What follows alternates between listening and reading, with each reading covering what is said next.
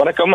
PM Sri திட்டத்திலே Tamil Nadu மற்றும் west Bengal, மேற்கு வங்காளம் கட்டாயம் இணைய வேண்டும் என மத்திய அரசு கெடு விதித்திருக்கிறது.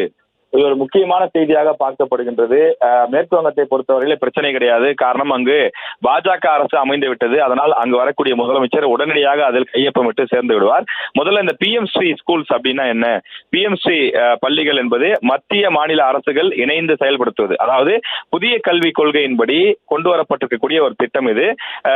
இது வந்து 60% மத்திய அரசு நிதி மற்றும் 40% மாநில அரசினுடைய நிதியால் இயங்கக்கூடிய பள்ளிகளாக இருக்கும்.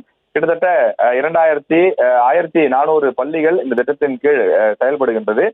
இதற்கு முன்பு இங்கிருந்த திமுக அரசு இந்த திட்டத்தை கடுமையாக எதிர்த்தது. ஏனென்றால் பிஎம்ஸ்ரீ பள்ளிகள் வந்தால் கட்டாயம் ஹிந்தி, சமஸ்கிருதம் போன்றவற்றையெல்லாம் ஏற்க வேண்டிய சூழல் ஏற்படும். இதில் அனைத்து தரப்பு மாணவர்களும் படிக்க முடியாது, இடஒதுக்கீடு என்பது கேள்விக்குறியாகும் என்றெல்லாம் பல்வேறு விஷயங்களை கூறி பிஎம்ஸ்ரீ பள்ளிகள் தமிழ்நாட்டிற்கு உகந்தது அல்ல, நீங்கள் 60% நிதியை கொடுத்தாலும் சரி, எங்களுக்கு உங்கள் நிதி கூட வேண்டாம், நாங்கள் பிஎம்ஸ்ரீ திட்டத்தை ஏற்க மாட்டோம் என்று வெளிப்படையாக அறிவித்திருந்தார்கள். எனவே அந்த ஒரு நிலைப்பாட்டை எடுத்த நிலையில இப்போது இருக்கக்கூடிய தமிழக வெற்றி கழகம் புதிதாக ஆட்சி அமைக்க இருக்கின்றார்கள். அவர்கள் இதில் என்ன முடிவு எடுக்கப் போகிறார்கள் என்பது ஒரு பெரும் எதிர்பார்ப்பை எழுப்பியிருக்கின்றது. தமிழக வெற்றி கழகத்தை பொறுத்தவரையில மத்திய பாஜக அரசுடன் பல விஷயங்களில் முரண்பட்டு இருக்கிறார்கள். நீட் உள்ளிட்ட பல்வேறு விஷயங்களுக்கு கடுமையாக கடந்த காலங்களில் எதிர்ப்பு தெரிவித்திருக்கின்றார்கள்.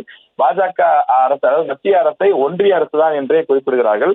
எனவே அப்படி இருக்கக்கூடிய சூழ்நிலையில் இருமொழி கொள்கை தான் எங்களுடைய கொள்கை என்று சொல்லக்கூடிய தமிழக வெற்றி கழகம் இந்த திட்டத்தில் என்ன மாதிரியான முடிவெடுக்கப் போகிறார்கள் என்ற முதல் சவால், இன்னும் பதவி கூட ஏற்கவில்லை, அதற்கு முன்பாக இந்த முதல் சவால் அவர்கள் முன்னால் வந்து நிற்பதை பார்க்க முடிகின்றது.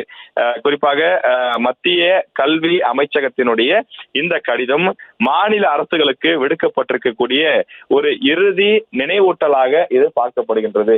இந்த திட்டத்தில் சேரவில்லை என்று சொன்னால் அவர்கள் பல்வேறு நிதிகள், அதாவது மாநில அரசுக்கு பல்வேறு நிதிகளை மத்திய அரசு கொடுத்துக் கொண்டிருக்கிறது, அதற்கு தடை போடுவார்கள், சிக்கல் ஏற்படுத்துவார்கள் என்று தெரிகிறது. எனவே அந்த வகையிலே இதில் விரைந்து முடிவெடுக்க வேண்டிய தேவை தமிழக அரசுக்கு ஏற்பட்டிருக்கிறது.